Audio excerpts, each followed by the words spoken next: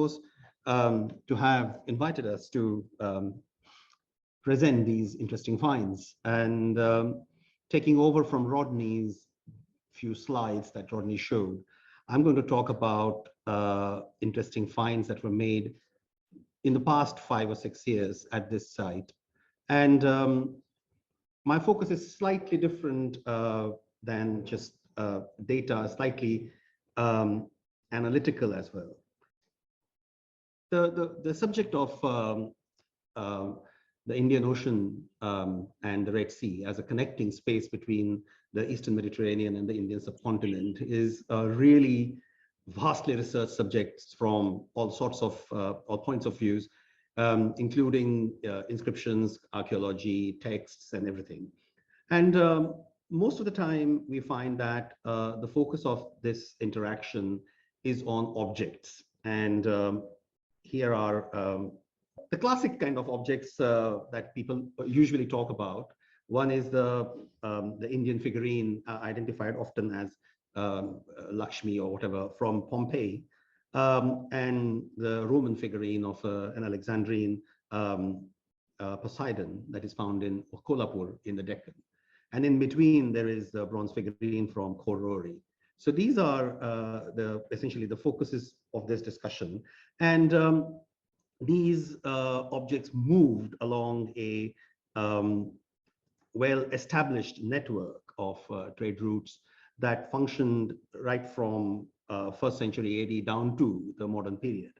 And if you can see in the sort of enlarged slide, there are 2 ways where the Indian subcontinent can be reached to the Eastern Mediterranean. And one of the routes sort of goes to the north of the Arabian Peninsula through the Persian Gulf, and one goes from the south. And there is an interesting shift, which, I mean, this is not the subject of this paper, but there's an interesting shift in this pattern, because after 6th century, the northern route of interaction takes more focus than the southern route. The southern route sort of is less important in terms of, particularly in terms of object finds that one finds in India. And this slide from that outlines the trade connections based on the description of the 1st century text Periplus of the Erythraean Sea has been many times shown in many contexts. And you can see from this that there were a lot of entrepot ports, entrepôts on the Western Indian coast for this trade, and it sort of the world of the Periplus as described in 1st century not only outlines the trade routes, but also the places of landing, and also the objects that were traded in this fashion. I often call Periplus as a kind of a Lonely Planet guide for the 1st century AD, and it tells you if you want to go from Eastern Mediterranean down to the western coast of India, this is how you do. This is where you go. You know these are the aspects that you pay attention to, etc. And one of the places, of course, on this route is the port of Berenike. And it would be superfluous to tell everyone in this room where Berenike is, but for the audience that is joining us from online, that is basically the location, and it's on the eastern coast of Egypt, just near almost near the Sudanese border.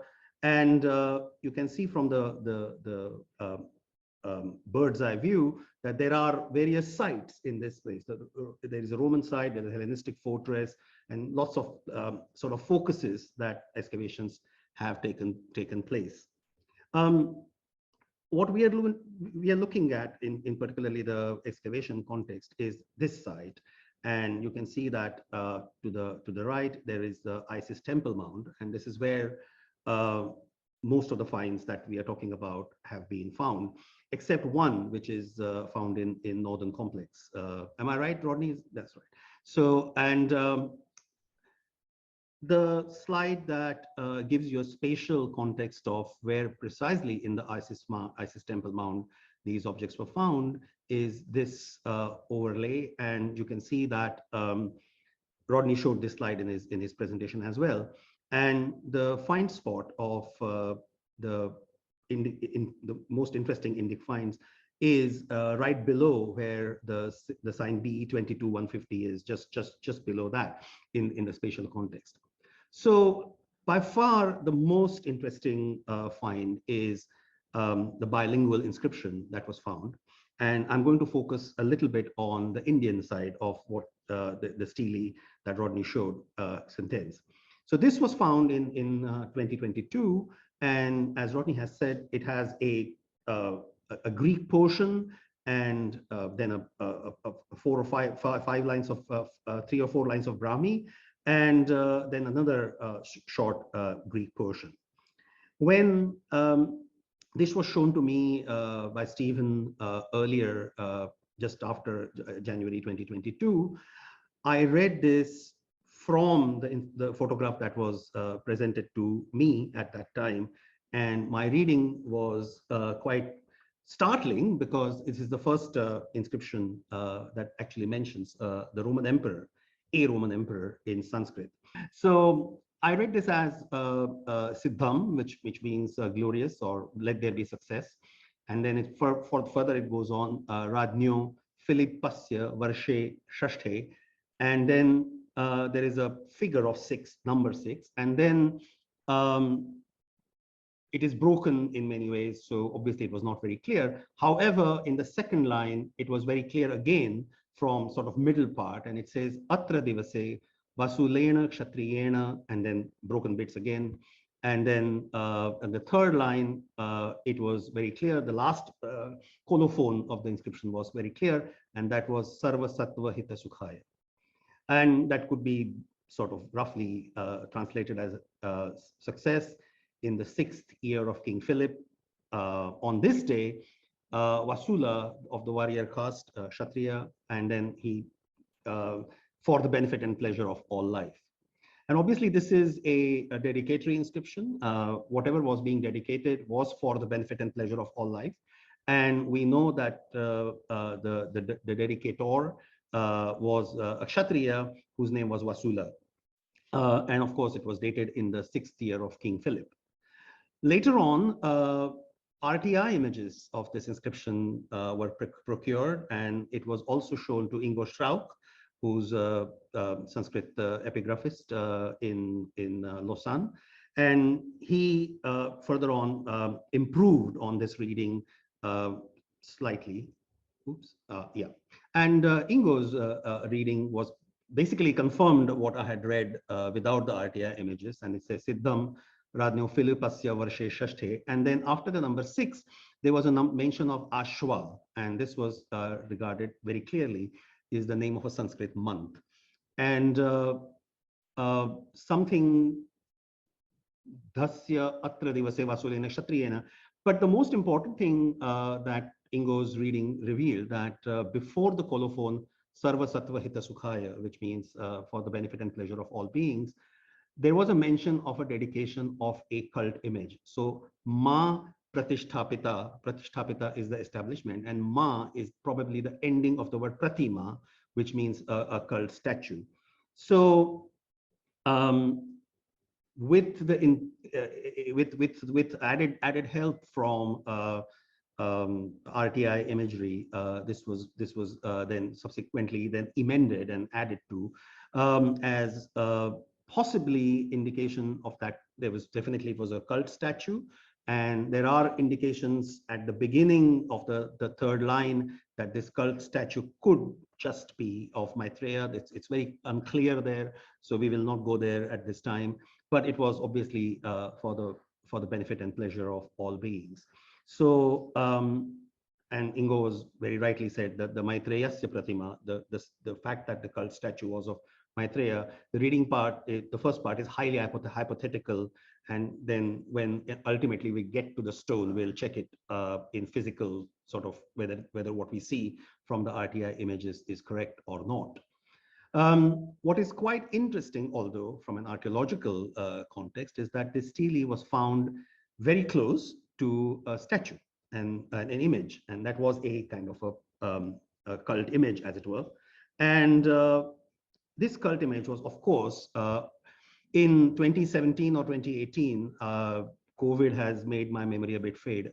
When we were in Freiburg for a conference, the two bits that you see on the right, the torso were shown, and there I made an observation in the conference that this is very likely to be a Buddha statue. And 4 years later, we found the head, and now we have the complete image, which is this, and the sort of head kind of fits on the torso. What is also interesting is, I mean, I have a schematic drawing that was published in Thetis earlier this year, but in Rodney's presentation, Rodney showed a color photograph as well. And the location of this find is very much almost right next to the stele. So archaeologically, there is a plausibility that the statue that is being mentioned in this inscription is probably, plausibly, the Buddha statue. And they are sort of related. If that is the case, because the inscription is dated in 6th regnal year of Philip, and then with Ingo's help, we now know the actual date that is mentioned in the dating formula. We can date it to 9th of September, 248 AD. There is a fair chance that this Buddha was kind of dedicated around that time. I know that there are debates about this, and there are debates about chronology of the image, and they are coming up in the presentation, the publication that we are going to make. But obviously, this is the time when for the first time these things will be sort of available in a public domain, and debates can continue. Debates will go on about how does one date it, what, you know, and of course. People will be free to have their own own justifications and own views. However, archaeologically, that is what the picture really is. Now, what is also fascinating, and since this Buddha was widely published, it became for a while. It became the most famous image that was circulating archaeological social media. And also at one point, it was apparently more famous than the Pompeii statue. So what is also interesting is that there is another image found in the northern complex, which is very similar in iconographic features. And that is this image. And as you can see, there is, you know, very much, it is actually a much smaller image than the Buddha that was found in the Isis temple complex. However, this is also, I'm not so sure about the material of manufacture of this, but the Buddha from Isis temples complex is manufactured out of Proconnesian marble. So the marble comes from what is present-day Turkey, and then it is sort of rendered in the Buddha icon in Berenike. So that's again a very interesting globalization story, as it were. Ancient globalization. However, this image is also interesting because it's obviously it has similar iconographic features. So, for example, as a comparison, you can see that the way the left hand of the Isis image holds the robes is exactly the same as the left hand of the smaller statuette from the northern complex. And also at the base there is this frill, which is just about the foot of the Buddha. There is a frill of the lower garment, which is also very similar in both instances. What is also interesting is that the image from the Isis complex has its right hand broken off, so it's not there. But on the smaller statuette, the right hand is visible, and iconographically, in this particular instance, the right hand should be raised in a gesture of reassurance, or Abhaya Mudra, as it is called. And this is precisely what is seen in the broken bit of the right hand of the smaller statuette. So there is a possibility that there are two Buddhas here, not just one, which makes it even more interesting. So to come to the significance of it, of course, this is highly significant because it's the first votive dedication in Sanskrit found in Egypt and Red Sea region. One cannot miss that point. It is absolutely fantastic. I mean, when I read Siddham Radnyo Philippasya Varshe Shashthe, I fell off my chair because it was absolutely stunning. Also, the fact is that it is in good Sanskrit, and that is sort of resonating with the date of the inscription, 248 AD, when Sanskrit epigraphy, Sanskrit inscriptions in mainland India had moved on to what is called as epigraphic hybrid Sanskrit, which has remnants of the pre-Sanskrit Prakrit language embedded into them, and they move on to a more chaste version of Sanskrit. So this is good Sanskrit, and that is because there is doubling of some consonants that you see. So for example, the word Philippasya has been written or inscribed as Philippasya with two P's in it. Also, the colophon, Sarva Sattva Hita Sukhaya, the word Sarva is inscribed with a doubling of the W sound.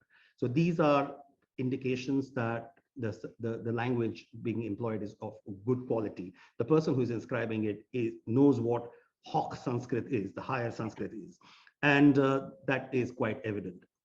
The colophon is for the benefit and pleasure of all life, and that is very clearly a Buddhist colophon, and it is known from many other Buddhist inscriptions as well. The date, of course, is in the reign of a Roman emperor, and the donation is made by a person who explicitly mentions himself as a Kshatriya. Now, this is quite interesting in the context of the Pamirine inscriptions that Rodney was referring to, because this is obviously a kind of an identity parameter here. There are very few Indian examples, or probably none, that actually identify epigraphically a particular individual by his caste or varna as Kshatriya. So there is a very strong sense of the person Vasula, whose name is Vasula, calls himself as Kshatriya.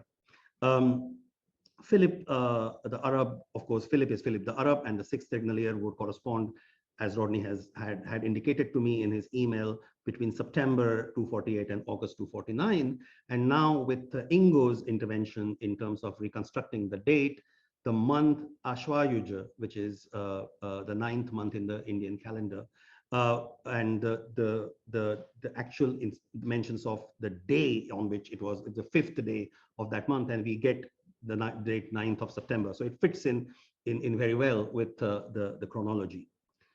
In terms of parallels, in terms of paleography, the closest that I could find is the inscription of a Western Kshatrapa ruler. The Western Kshatrapas were a dynasty that was ruling in Western India, in Gujarat mainly. And there's an inscription found at a village called Mevasa, which is in the heart of Gujarat Peninsula. And it is dated Shaka era 203, which corresponds to about 280, 81, 82 AD. And that is the closest parallel in terms of paleography.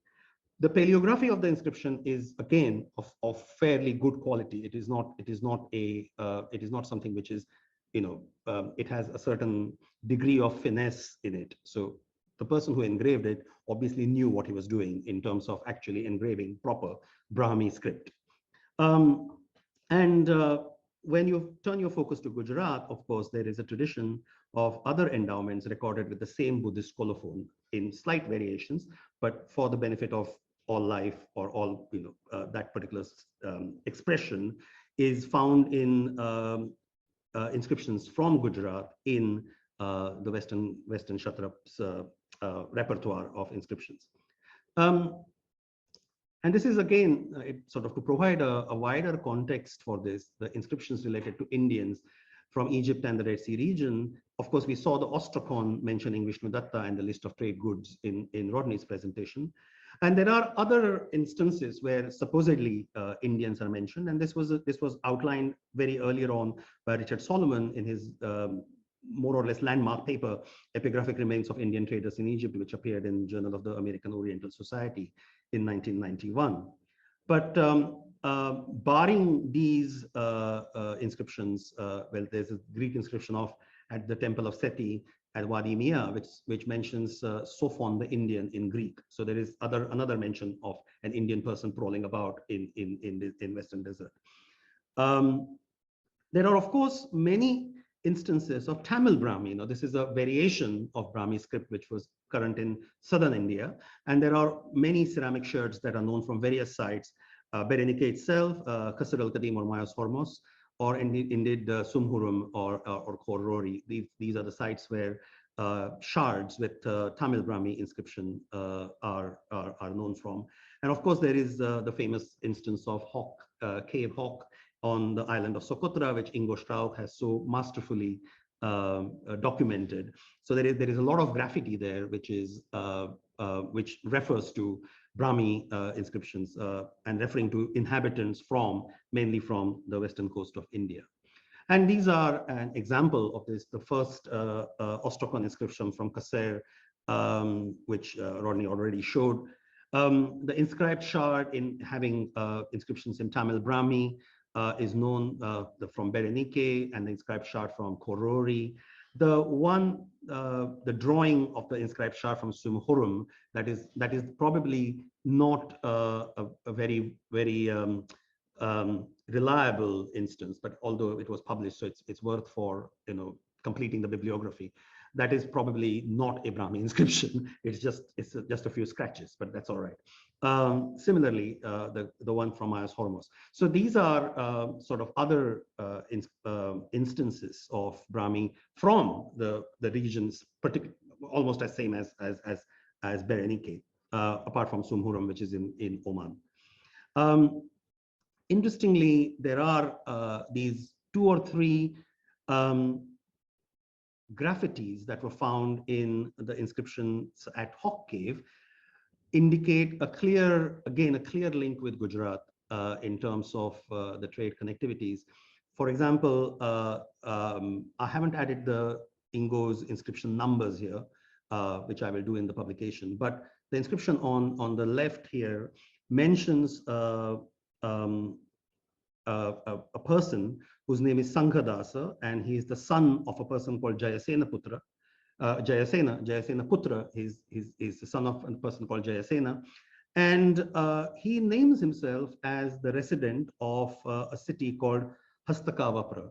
And Hastakavapra is identified with the port city of Hathab, important archaeological site on the eastern coast of the Gujarat Peninsula, and also mentioned in the Ptolemaic geography as Astakapra with the Latinized name. So this and the other 2 inscriptions are from other residents of a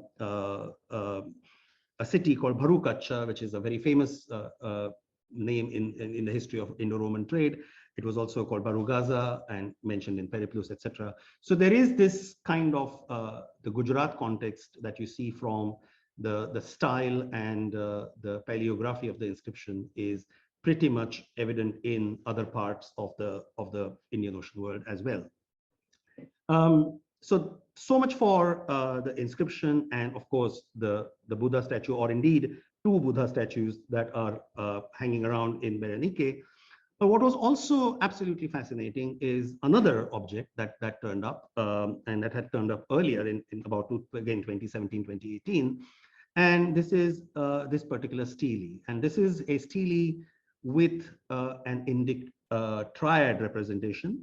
And as you can see, its genre is very much Mediterranean.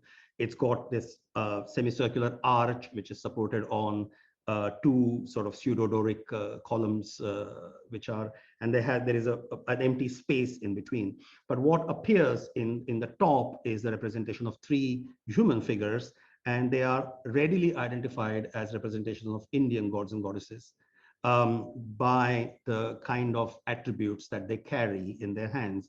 And you can see that there are 2 figures.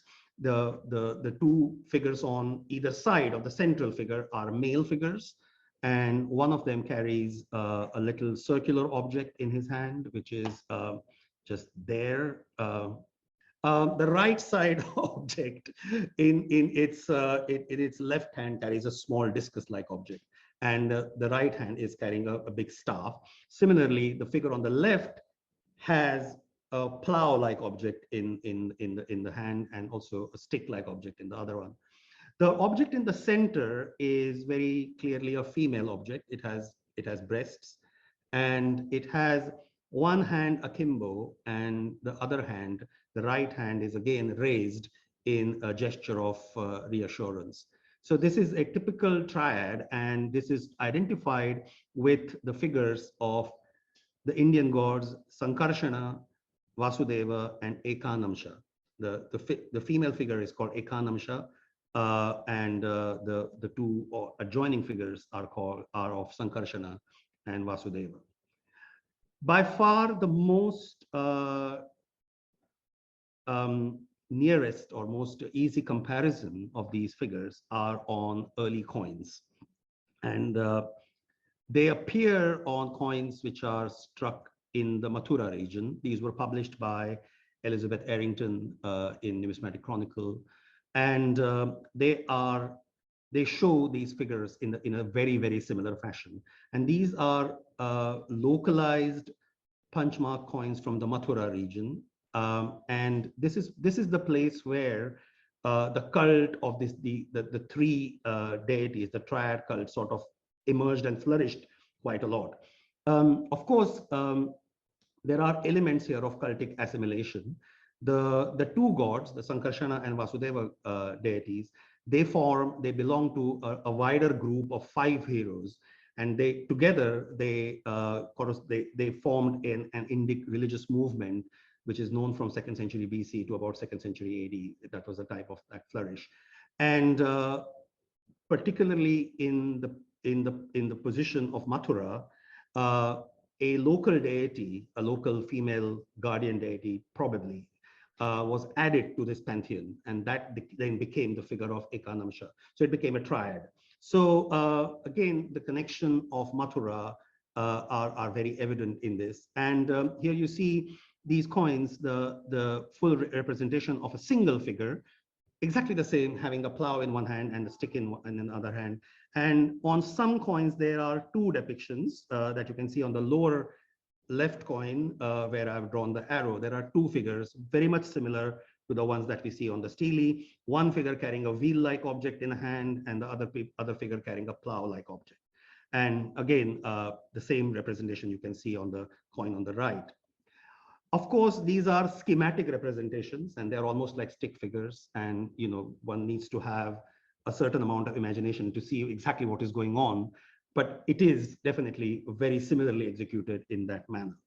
However, there are other representations of these deities, very famously from Indo-Greek coins, and this is a famous coin found in Ai-Khanum in Gandhara, and of the Indo-Greek king Agathocles, tentatively dated to about 185 BC. And these are probably the earliest datable representations of these 2 gods, one carrying a wheel and the other carrying a plow. The representation of Balarama also appears on coins of the Scythian rulers, which followed the Indo-Greeks, and that is an example seen down at the bottom. It's a copper coin of a king called Mois, and it shows the standing figure on one side is of Balarama. He carries the stick in a hand, which is shown with a line of dots, and then next to it, he is also shown carrying the plow.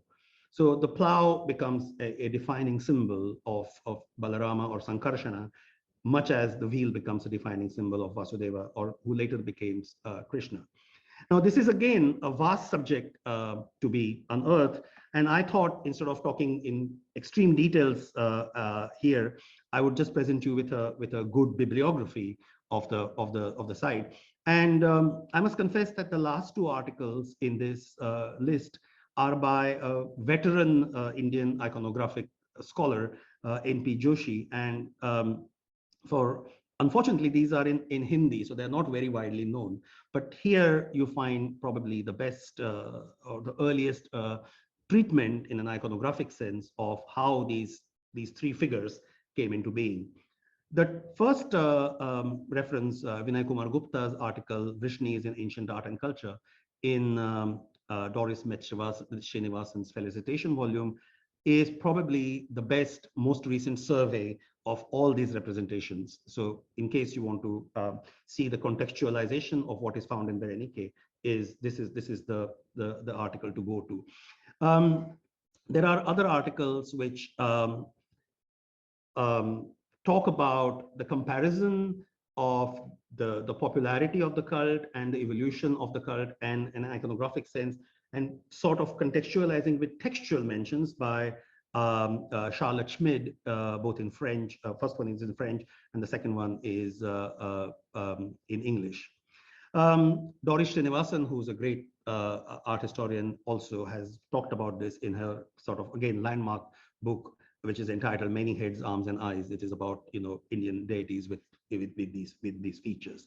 So with the backdrop of what is said by these earlier scholars, we can understand the triad representation found in Berenike in a much better sense.